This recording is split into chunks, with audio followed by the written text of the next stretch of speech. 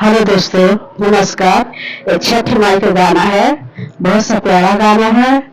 तो आप लोग लाइक करिए, शेयर करिए, सब्सक्राइब भी करिए। छठ माई का गाना आप लोग को जरूर अच्छा लगेगा। कमेंट में बताइए आप लोग कि छठ माई का गाना कैसा लगा। तो चलिए सुनिए। कहवा से आवे जन बाजन, कहवा ही बाजेला। कहवा से आवे जन बाजन, कहवा ही बाजेला। कहवा से आए सुंदर तिवारी, छठ माई के पूजा कर। कहवा से आए सुंदर तिवारी, छठी माई के पूजा कर। खजानी से आवे नाराजन बाजन, बरपुरा घाटे बाजे। खजानी से आवे नाराजन बाजन, बरपुरा घाटे बाजे। बरियार से आवे जयती सुंदर तिवारी, छठी माई के पूजा कर। बरियार से आवे सुंदर तिवारी, जयती छठी माई के पूजा कर। पूर्व ही उगल सूरज, पछुआ देश जाला। पूर्व ही उगल सूरज, पछुआ देश जाला। हथवा ही जोड़िया जयती, सूरज को पूजा करेली।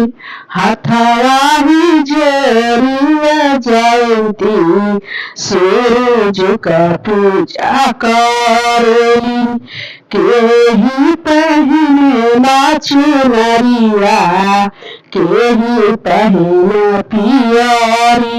केही पहिनेला चुनरिया, केही पहिने पियरी। जयती ही पहिनेली चुनरिया, जय प्रकाश पहिने पियरी धोती। जयंती ही पहिनेली चुनरिया, जय प्रकाश पहिने पियरी धोती।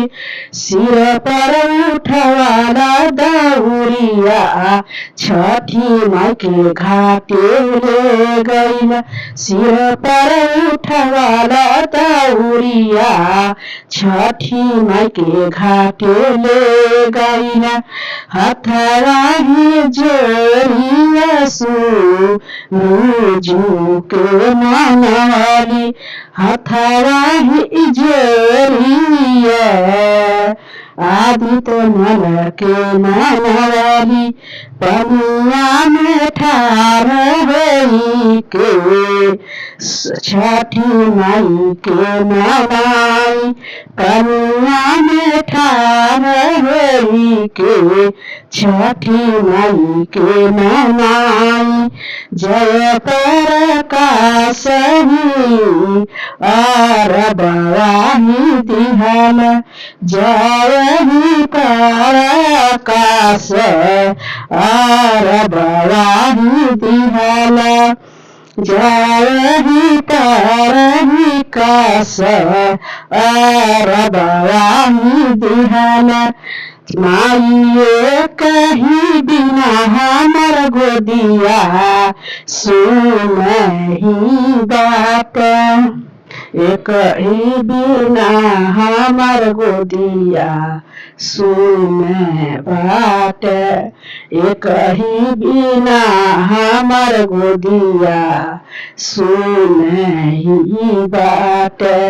छठी माई दिहाली गोदे में हमारे बालकावा। छठी माई दिहाली हमारे गोदे में बालकावा।